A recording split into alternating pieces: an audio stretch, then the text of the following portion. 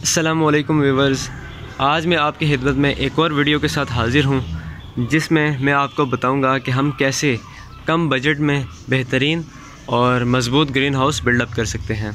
وہ لوگ جو پریشان ہیں کہ ہم کیسے اپنے پودوں کو سورج کی شدت سے، اس کی گرمی کی تپش سے بچائیں اور کیسے پودوں کو سردی میں ٹھنڈ سے اور کورے سے بچائیں، وہ ضرور میری اس ویڈیو کو دیکھیں۔ انشاءاللہ انہیں اپنے ان سوالات کا جواب مل جائے گا۔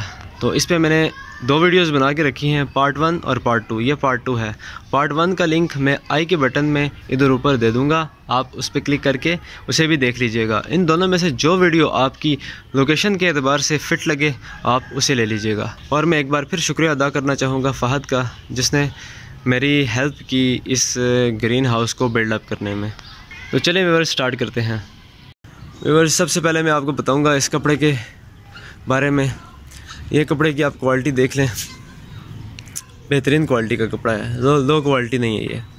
یہ میں نے راجہ بازار سے لیا ہے۔ راجہ بازار، موچی بازار آپ چلے جائیں اور لوہے بازار میں بھی آپ کو یہ مل جائے گا۔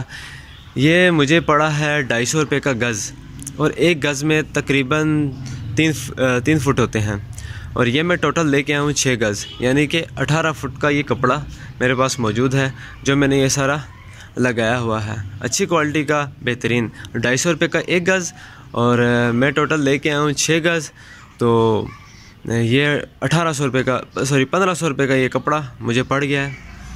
اب میں ان پائپس کے اوپر آتا ہوں۔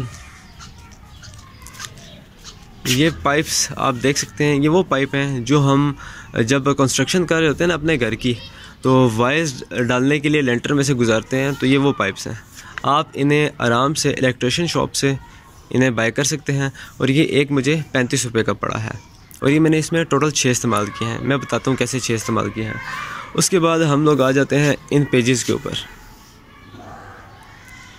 اب ان پیجز کو یوز کرنے کا مقصد کیا ہے، اور یہ جو واشر لگائی ہے اسے یوز کرنے کا مقصد کیا ہے، وہ بھی میں آپ کو بتاتا ہوں۔ یہ میں نے اس وجہ سے ویورز استعمال کیا ہے کہ یہ بلیک کلر کے پیجز آپ انہیں دیکھ لیں۔ ان پیجز کو یوز کرنا میں نے اس وجہ سے استعمال کیا ہے کیونکہ یہ نوکیلے ہوتے ہیں اور آرام سے بغیر ڈرل کے اس پائپ میں سے آر پار ہو جاتے ہیں، تو ہمیں ایکسٹرا ایفرٹ نہیں کرنی پڑتی۔ اسکرو ڈرائیور ڈالیں ادھر اور تھوڑا سا زور لگائیں، یہاں سے پیج باہر آ جائے گا ان کے نوکیلے پن کی وجہ سے۔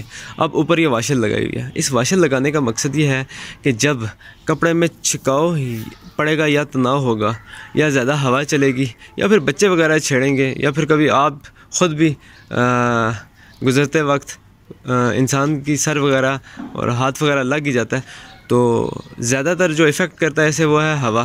ہوا جب آتی ہے تو اس سے اسے چھکاؤ پڑے گا۔ جب چھکاؤ پڑے گا تو یہ یہاں سے کپڑے کا پھٹنے کا چانس جو سا ہے کم ہے، وہ اس وجہ سے کیونکہ یہ واشر اس کپڑے کو اپنی جگہ سے زیادہ ہلنے نہیں دے گی۔ اگر صرف کیل ہوگا تو وہ اس کپڑے کو پھاڑ کر باہر نکلائے گا۔ یہ واشر اس کیل کو اپنے دائرے سے باہر نہیں نکلنے دیتی، اس وجہ سے اسے یہاں لگایا گیا ہے۔ اور یہ آپ کو ہارڈ ویئر شاپ سے بآسانی سے مل جائیں گے، واشر اور یہ بلیک کلر کے پیجز۔ یہ اندر سے کچھ اس طرح کا دکھتا ہے۔ یہ میں آپ کے ساتھ ڈبوں کے پیچھے سائنس ہے کیا، یہ میں نے 2 پلاسٹک استعمال کیے ہیں ڈبے، اور یہ میرا روز پلانٹ جون سا ہے اس نے فلاور نکالا ہوا ہے۔ اچھا ویڈیو کی طرف آتے ہیں۔ یہ پلاسٹک کے ڈبے میں نے استعمال کیے ہیں 2، اور یہ ایک میں نے استعمال کیا ہے یہ جو آئل کا ڈبہ ہوتا ہے وہ۔ اب یہ ڈبہ جون سا ہے آپ کو مل جائے گا 15 روپے کا ایک، مل جائے گا آپ کباڑی کی دکان پہ چلے جائے گا، حد ہماری 20 کا دے دے گا، تو آپ کو یہ مل جائے گا۔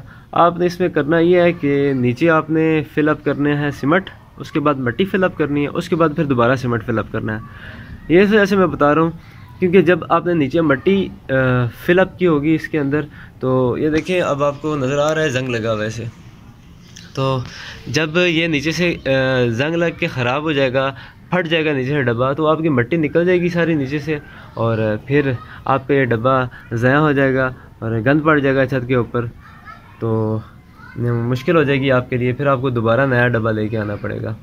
تو جب آپ نیچے سیمنٹ ڈال دیں گے تو بے شک یہاں سے پھٹ جائے تو یہ گزارا کر جائے گا زیادہ عرصہ نکال جائے گا. تو بہترین طریقہ یہی ہے کہ نیچے آپ سیمنٹ فل اپ کریں, اس کے بعد مٹی, پھر سیمنٹ فل اپ کریں. ایسے آپ کا سیمنٹ بھی بچ جائے گا اور ڈبہ بھاری بھی ہو جائے گا اور آپ کا کام بھی ہو جائے گا. یہ مٹی اس میں نے بھری ہوئی ہے. میرا پلان یہ تھا ادھر, اس وجہ سے میں نے مٹی بھری ہے, میرا پلان یہ تھا کہ ادھر پھول دوپہری لگانے کا اور دوسرے پلانٹس لگانے کا, جیسے پرپل ہرٹ وغیرہ ہو گیا. اس سے یہ ہے کہ ایک خوبصورتی جون سی آیا ہوتی ہے.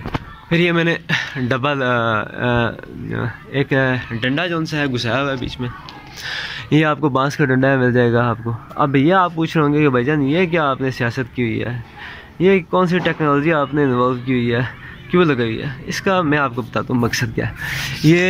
یہ آپ اس سے تو فیملیئر ہوں گے. یہ ہے جی ہمارا چیری, ہماری پالش کا ڈبہ. اس کا میں نے اوپر والا ڈھکن لے لیا. اوپر والا ڈھکن لینے کے بعد میں نے اس میں سے کیل گزاری اور اس ڈنڈے کے اندر میں نے وہ کیل رکھ دی. اب اس سے یہ ہے کہ یہ جب ہوا تیز آئے گی, تو اگر میں نے صرف یہ ڈنڈا لگایا ہوتا تو ہوا تیز جب آتی تو یہ ڈنڈا ہٹ جاتا. جب ڈنڈا ہٹ جاتا تو یہ کپڑا آ کے اس ڈنڈے کے اوپر پڑتا اور یہ کپڑا ڈیمیج ہو جاتا. جیسے کہ آپ یہ دیکھ سکتے ہیں میرا کپڑا ڈیمیج ہو چکا ہے. یہ بالکل اسی وجہ سے ہوا ہے کہ میں نے پہلے بغیر ڈھکن کے ڈنڈا جو ہے کھڑا کیا ہوا تھا. تو اب میں نے یہ ڈھکن لگا دیا ود یہ کیل بیچ میں گھسا کے اس ڈنڈے کے. اب جتنی مرضی ہوا آئے اس نے کہیں نہیں جانا, یہیں کھڑے رہنا ہے. اچھا یہ دیکھیں میں نے اندر سے کچھ ایسے اس کا جون سا ہے جال بچھایا ہوا ہے پائپس کا. ایک پائپ یہ پورا آ رہا ہے, دوسرا پائپ یہ آ رہا ہے, اور تیسرا یہ جا رہا ہے, اور چوتھا یہ, پانچواں وہ, اور ایک یہ بھی ہے. یہ ملا کے ٹوٹل 6 ہو جاتے ہیں پائپس. اس میں بھی میں نے پیجز استعمال کیے ہوئے ہیں. اچھا اب آپ کہہ رہے ہوں گے کہ بھائی جان آپ نے ان پائپس میں استعمال کیا کیا ہے, یہ پائپس ہوا میں تو کھڑے نہیں ہیں. تو بالکل ٹھیک بات ہے آپ کی, بالکل یہ پائپس ہوا میں نہیں کھڑے. اس میں نے ڈالی ہوئی ہے اسٹیل وائر. اب یہ میرے پاس تھی اسٹیل وائر, یہ میں نے اس میں ڈالی ہے. یہ ہک لگی ہوئی ہے, اس ہک میں نے اسے یہاں سے باندھا ہوا ہے, اور یہ پائپ کے اندر سے گزاری ہوئی ہے. یہ دیکھ لیں یہ پائپ کے اندر سے گزاری ہوئی ہے.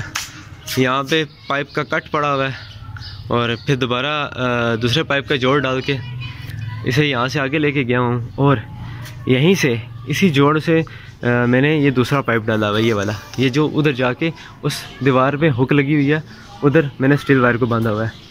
اور آپ یہ دیکھیں یہ اینٹ, اور میں نے یہ لکڑی کا ٹکڑا اس وجہ سے رکھا ہے تاکہ اس کے جو ڈھیلا پن ہے اس وائر کے اندر وہ جو سا ختم ہو جائے, اور یہ تھوڑا سا جھکاؤ آ جائے اس کے اوپر, تھوڑی سی اوپر ہو جائے.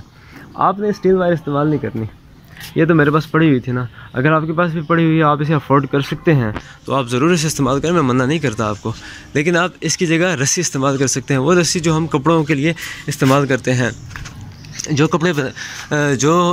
ہم کپڑے سکھانے کے لیے جو رسی ڈالتے ہیں نا چھتوں کے اوپر باندھتے ہیں دیوار کے ساتھ, تو آپ وہ بھی استعمال کر سکتے ہیں. وہ آپ کو تقریباً مل جائے گی 180 روپے کی, 200 یا 210 کی. یہ میں کچھ پکچرز آپ کے سامنے شیئر کروں گا اس ویڈیو میں, آپ انہیں دیکھ لیجئے گا. جو آپ کو سوٹیبل لگے, بہترین لگے, آپ وہ لے لیجئے گا. اور ہاں وہ جو پالش کا ڈبہ ہے, اگر آپ وہ ٹیکنیک نہیں لگا سکتے تو آپ یہ کام بھی کر سکتے ہیں. جو بائکس کے اندر ٹیوبز پڑی ہوتی ہیں ٹائرز میں, اور سائیکل میں بھی ٹیوب پڑی ہوتی ہے, اگر وہ آپ کے پاس پڑی ہے تو وہ آپ ڈنڈے کے اوپر پوری یوں پھیر کر اور یہ اسٹیل وائر لگا دیں, تو اس سے بھی آپ کا کام چل جائے گا. اس سے آپ کا کپڑا ڈیمیج نہیں ہوگا. یہ نیچے سے دیکھ لیں اسٹرکچر کیسا ہے میں نے ڈالا ہوا ہے, یہ پورا دیکھ لیں آپ. یہ دیکھیں ادھر اوپر بھی پیجز لگے ہوئے ہیں, ادھر بھی لگے ہوئے ہیں. یہ اوپر سے بھی اس گرین ہاؤس کی لک دیکھ لیں آپ, یہ پورا چھت ڈلا ہوا ہے. یہ جو آپ دیکھ رہے ہیں یہ میں نے کیا کیا, یہ اچھا خاصا آگے تک میں اگر اسے ان فیوچر ایکسٹینڈ کرنا چاہوں تو میں کر سکتا ہوں. میں نے اسے اسٹیل وائر کے ساتھ باندھا ہوا ہے. یہ دیکھ لیں آپ, یہ اسٹیل وائرز میں لگائی ہوئی ہیں, باندھا ہوا ہے. کپڑا میں نے فولڈ کیا ہوا ہے تاکہ بارش کا پانی ہو یا پھر جھاڑو وغیرہ لگانا ہو تو ہمیں مشکل نہ ہو. اور جب ہوا چلے گی تو جب ساتھ یہ رول ڈاؤن کرے گا زمین کے ساتھ تو کپڑا پھٹے گا نہیں, اوپر رہے گا تو بچا ہی رہے گا کپڑا. ویورز انشاءاللہ اگر آپ صحیح طریقے سے خریداری کرتے ہیں تو آپ کا یہ سارا خرچہ 2500 میں آپ کا گرین ہاؤس بلڈ اپ ہو جائے گا انشاءاللہ 2500 سے 2600 میں آپ کا گرین ہاؤس بلڈ اپ ہو جائے گا۔ میں نے آپ کو سارا طریقہ بتا دیا ہے اور ساری پیچیدگیاں بھی اس کی بتا دی ہیں اور ملٹیپل چیزیں بھی بتا دی ہیں کہ آپ کیا چیز استعمال کر سکتے ہیں کیا نہیں استعمال کر سکتے، اور یہ سارا اوور ویو بھی میں نے دے دیا ہے اس کا کہ بننے کے بعد اس کی لک کیسے آئے گی۔ تو یہ دیکھ لیں کتنا پیارا ہے، اتنا لمبا بڑا گرین ہاؤس اور اندر سے بھی اس کی لک پیاری آ رہی ہے۔ تو میں نے سارا آئیڈیا آپ کے ساتھ شیئر کر دیا۔ امید کرتا ہوں ویورز کہ آپ کو ویڈیو پسند آئی ہوگی، تو ویورز ضرور لائک کیجیے گا اور میرے چینل کو سبسکرائب کیجیے گا اور ساتھ ہی اس ویڈیو کو شیئر بھی کیجیے گا تاکہ دوسرے لوگوں تک پہنچ سکے جن کی خواہش ہے کہ ہم چھت پہ یا پھر کسی جگہ گرین ہاؤس بنائیں اور اپنے پودوں کو بچائیں، لیکن انہیں سمجھ نہیں آ رہی کہ وہ کیسے چیپ پرائس میں بنا سکیں گرین ہاؤس۔ تو یہ میں پریکٹیکل کر کے دکھا دیا آپ کے سامنے، تو اب آپ دیکھ لیجئے گا۔ انشاءاللہ ملتے ہیں نیکسٹ ویڈیو میں، تب تک کے لیے اللہ حافظ۔